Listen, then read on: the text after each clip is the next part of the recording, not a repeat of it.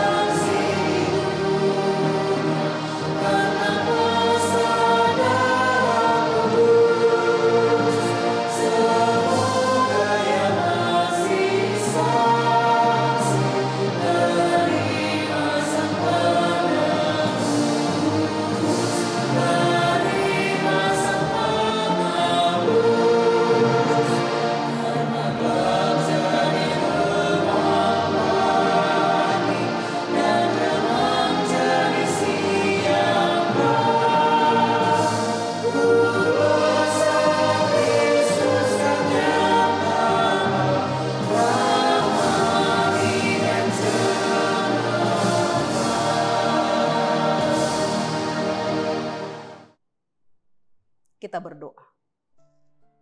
Tuhan Allah Bapa kami di surga, sumber kekuatan dan kehidupan kami, yang senantiasa menyertai kehidupan kami dan juga memberikan kepada kami semuanya kekuatan yang baru untuk dapat melakukan aktivitas kami.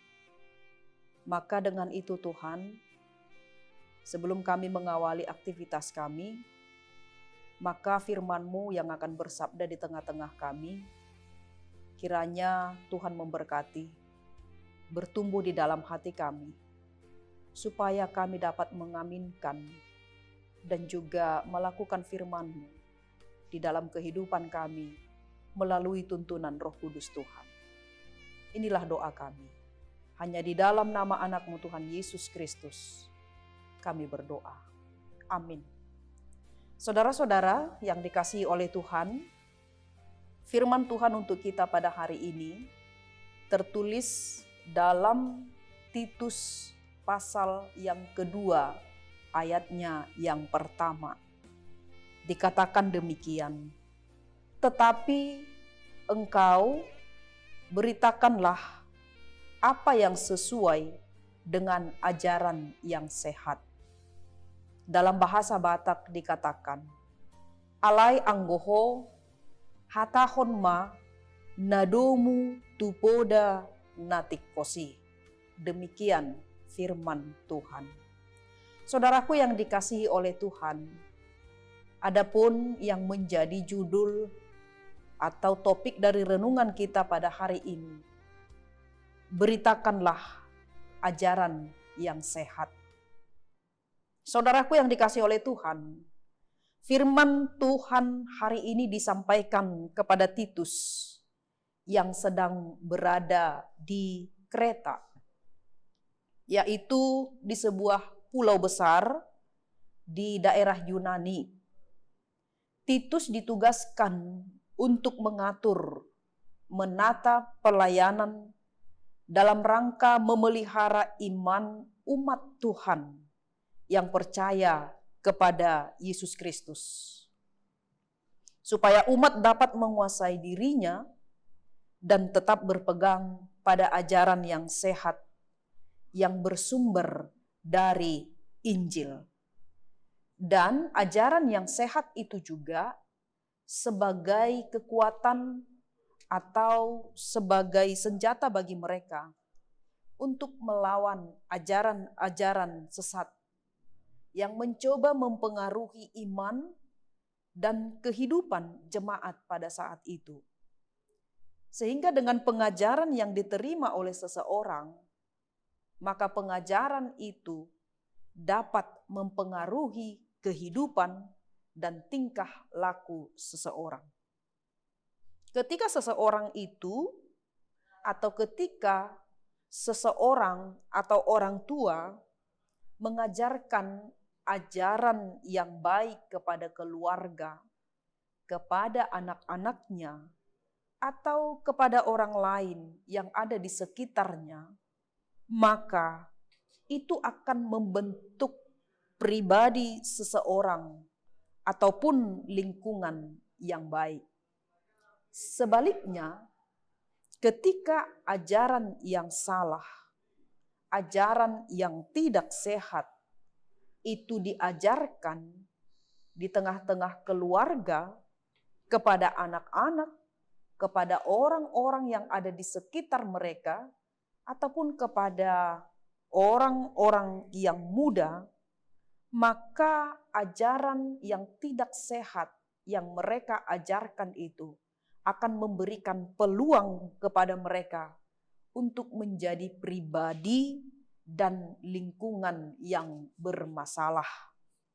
Untuk itulah, saudaraku yang dikasihi oleh Tuhan, Paulus menasihatkan Titus agar dalam kehidupannya sehari-hari ia dapat menjadikan dirinya menjadi teladan, contoh kepada jemaat yang ia layani, baik dalam perkataan, baik dalam perbuatan dan tingkah laku. Dan tentunya untuk menjadi teladan di dalam kehidupan orang-orang yang ada di sekitarnya, itu bukanlah sesuatu perkara yang mudah untuk dilakukan. Mengingat usia Titus yang masih tergolong muda dan dia akan menghadapi banyak risiko.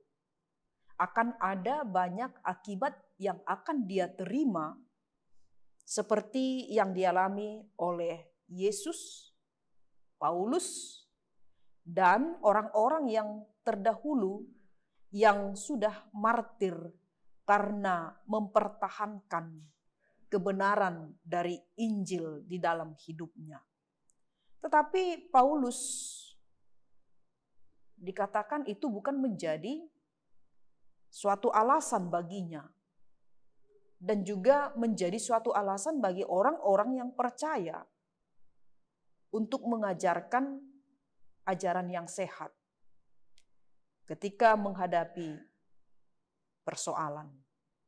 Tetapi yang menjadi persoalannya adalah bagi kita, apakah kita mau atau tidak untuk mengajarkan ajaran yang sehat itu, walaupun ada banyak risiko yang akan kita tanggung atau yang akan kita terima. Saudaraku yang dikasihi oleh Tuhan, implementasi hidup dari ajaran yang sehat itu nyata dalam kehidupan pribadi yang diperankan mulai dari dalam keluarga, yakni orang tua terhadap anaknya hendaklah hidup sederhana, hidup terhormat, bijaksana, sehat dalam iman, hidup saling mengasihi di dalam kasih dan di dalam ketekunan, serta cakap mengajarkan hal-hal yang baik. Dan yang berikut, anak-anak atau orang muda supaya mampu menguasai diri dalam segala hal, jujur dan hormat kepada orang yang lebih tua. Kepada hamba-hamba, hendaklah taat kepada tuannya dalam segala hal. Jangan membantah, jangan curang, hendaklah selalu tulus dan setia dalam melaksanakan pekerjaannya. Untuk itu kalau kita melihat di era digital dan perkembangan zaman yang sekarang yang sudah kita jalani ini, yang menawarkan banyak hal kemudahan di dalam kehidupan kita, membuat banyak orang tidak lagi mampu untuk menguasai dirinya dan menjadikan dirinya teladan contoh bagi orang lain di keluarga dan juga dalam lingkungan sekitar mereka.